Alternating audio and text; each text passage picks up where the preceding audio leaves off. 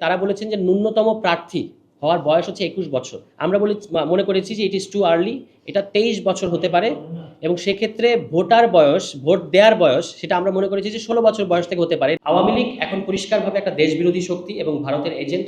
তারা যদি আন্দোলনের নামে সেটাকে আমরা আন্দোলন বলবো না, তারা এটা দেশকে অস্থিতিশীল করার জন্য নামবে।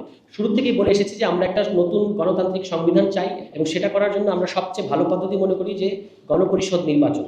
এই যে যতগুলো সংস্কার হচ্ছে তার মধ্যে ১ নম্বর প্রায়োরিটি দিয়ে সরকারের উচিত ছিল পুলিশ সংস্কারটা করা, কারণ আপনারা দেখতে পাচ্ছেন পুলিশের কি অবস্থা। বেশিরভাগ মতামতের ক্ষেত্রে আমরা দুটো পদ্ধতিতে স্টিক থেকেছি, একটা হচ্ছে নির্বাচনের আগে অধ্যাদেশ, আর একটা হচ্ছে গণপরিষদ কিংবা গণপরিষদ ও আইনসভা হিসেবে নির্বাচিত সংসদ। এই দুটো পদ্ধতিতে মোটামুটি আমরা থেকেছি। আমরা দেখেছি যে সকল সংশোধনীর ক্ষেত্রে সংবিধানের সাথে কোনো সম্পর্ক নাই, সেগুলো আমরা বলেছি যে নির্বাচনের আগে অধ্যাদেশ কিংবা প্রশাসনিক ব্যবস্থার মাধ্যমে করা যেতে পারে। তবে সেই সব ক্ষেত্রে আমাদের কিছু কিছু জায়গায় প্রশ্ন থেকেছে যে যেমন আপনারা দেখেছেন সম্প্রতি একটা রিপোর্ট প্রকাশিত হয়েছে, সেখানে আমরা এটার ব্যাপারে আগামীকাল তাদের কাছে জানতে চাইব কমিশনের কাছে।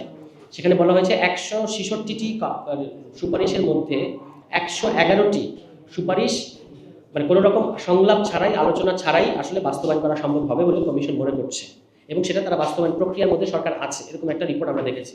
তো সেই ক্ষেত্রে আমরা ওই ১১১টি যে সংস্কার সুপারিশ তার মধ্যে কিছু কিছু জায়গায় আমাদের কাছে মনে হয়েছে যে এগুলোর ক্ষেত্রে আলোচনার দরকার আছে। কমিশনের কাছে জানতে চাইব যে কি ভিত্তিতে আপনারা আলোচনা ছাড়া ওই ১১১টা বাছাই করলেন, এটা আমাদের তাদের কাছে প্রশ্ন থাকবে। শুরু থেকেই বলে এসেছি যে আমরা একটা নতুন গণতান্ত্রিক সংবিধান চাই, বা অর্থাৎ সংবিধান পুনর্লিখন চাই এবং সেটা করার জন্য আমরা সবচেয়ে ভালো পদ্ধতি মনে করি যে গণপরিষদ নির্বাচন। গণপরিষদ নির্বাচন যদি নাও হয় তাহলে সেক্ষেত্রে গণপরিষদ ও আইনসভা হিসেবে নির্বাচিত সংসদ।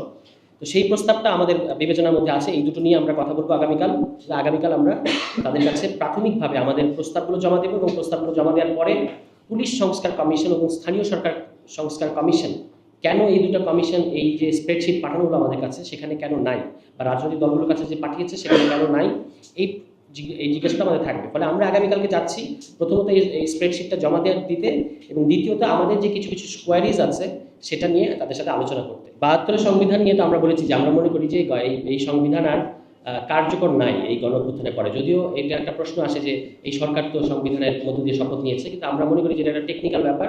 আসলে এই সংবিধানটা এখন আর প্রাধান্য পাচ্ছে না সরকার পরিচালনার ক্ষেত্রে। আমরা মনে করি একটা সম্পূর্ণ নতুন গণতান্ত্রিক সংবিধান লেখা উচিত গণপরিষদের মধ্য দিয়ে। আচ্ছা, আওয়ামী লীগ তো আন্দোলনে আসবে না, আওয়ামী লীগ যেটা করবে সেটাকে তো আমরা আন্দোলন বলবো না।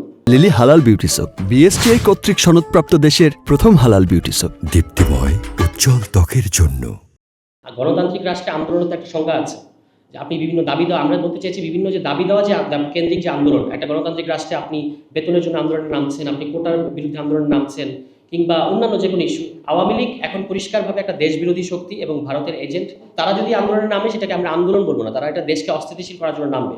তখন সেই ক্ষেত্রে পুলিশ প্রপোর্শনের যে বল প্রয়োগের যে অধিকার পুলিশে আছে সেটা সবসময় থাকবে। কিন্তু ওই শহীদের মায়ের কথাটা খুব পরিষ্কার, এটা আমি আশা করি যে বোঝা যাচ্ছে যে কোনো লেজিটিমেট আন্দোলনে নামলে পুলিশ কখনো গুলি করতে পারবে না এবং বল প্রয়োগ করারও একটা ধারণা আছে, আপনি কখন গুলি করতে পারেন এবং কোথায়, শরীরের কোন অংশে গুলি করতে পারেন, এগুলো তো আন্তর্জাতিক স্ট্যান্ডার্ড আছে। কিন্তু আমাদের এখানে তো সেই স্ট্যান্ডার্ডগুলো মানা হয় নাই। ওনার কথার মধ্যে ওটাই ছিল যে অর্থাৎ তার ছেলেকে যেন আন্দোলনে নেমে লাশ হয়ে ফিরে আসতে না হয়। জুলাই মাসে যখন আন্দোলনটা শুরু হলো তখন কিন্তু কোনো একজন ব্যক্তি আদালতে রিট করেছিলেন যেন পুলিশকে গুলি বন্ধ করতে বলা হয় আদালতের কাছে। আদালত ওই রিটটা খারিজ করে দিয়েছিল। তার মানে হচ্ছে এখানে আদালত নির্বাহী আদেশের বাইরে আসতে পারেন না সাধারণত রাজনৈতিক কারণে। আমরা এটা তাদের কাছে জানতে চাইবো যে পুলিশ সংস্কারের মতো একটা সবচেয়ে গুরুত্বপূর্ণ সংস্কার এই মুহূর্তে, এই যে যতগুলো সংস্কার হচ্ছে তার মধ্যে ১ নম্বর প্রায়োরিটি দিয়ে সরকারের উচিত ছিল পুলিশ সংস্কারটা করা, কারণ আপনারা দেখতে পাচ্ছেন পুলিশের কি অবস্থা। তারা বলেছেন যে ন্যূনতম প্রার্থী হওয়ার বয়স হচ্ছে ২১ বছর। আমরা মনে করেছি যে ইট ইজ টু আর্লি, এটা ২৩ বছর হতে পারে এবং সেক্ষেত্রে ভোট দেওয়ার বয়স সেটা আমরা মনে করেছি যে ১৬ বছর বয়স থেকে হতে পারে। এটার কারণ হচ্ছে এবারের আন্দোলনে, এটা আমরা আগামীকাল খুব জোর দিয়ে বলবো যে এবারের গণ অভ্যুত্থানে মূলত আপনারা বা সারা বিশ্বে এটাকে জেনজির অভ্যুত্থান হিসেবে বলা হচ্ছে। তো এই যে তারা এত বড় একটা স্টেক তাদের এবার গণ অভ্যুত্থানের মধ্যে তৈরি হয়েছে, এর পরবর্তী যে বাংলাদেশ এবং আসন্ন যে নির্বাচন, এই নির্বাচনে তারা মতামত দিতে পারবে না শুধুমাত্র এই তাদের 18-র নিচে হওয়ার কারণে। এটা আমরা যৌক্তিক মনে করছি না। এই জন্য আমরা মনে করছি যে তাদের বয়স যে 16 বছর বয়স থেকে ভোটের বিধান বাংলাদেশে করার জন্য এটা আমরা প্রস্তাব করবো কালকে। এই স্প্রেডশিটে যে সমস্ত বিষয় এসেছে আমরা মূলত সেই সমস্ত বিষয় আমাদের একমত দ্বিমতটা জানিয়েছি। মূলত এর বাইরে আমরা যখন জাতীয় নাগরিক কমিটির পর্যায়ে ছিলাম তখন যে সকল প্রস্তাব আমরা দিয়েছিলাম, আপনারা জানেন যে আমরা 69 দফা সংবিধান সংস্কার প্রস্তাব দিয়েছিলাম, সেগুলোর মধ্যে যেগুলো খুবই ফান্ডামেন্টাল এবং মেজর এবং এখানে বাদ পড়েছে, সেগুলোর বিষয়ে আমাদের মন্তব্য থাকবে। আগামী নির্বাচনটা গণপরিষদ নির্বাচন হওয়া দরকার, যে গণপরিষদটা নির্ধারিত সময় পরে সংবিধান সম্পর্কিত কাজটা হওয়ার শেষ হওয়ার পরে তারা আইনসভায় পরিণত হবে। এটাকেই আমরা বলছি যে গণপরিষদ কাম পার্লামেন্ট।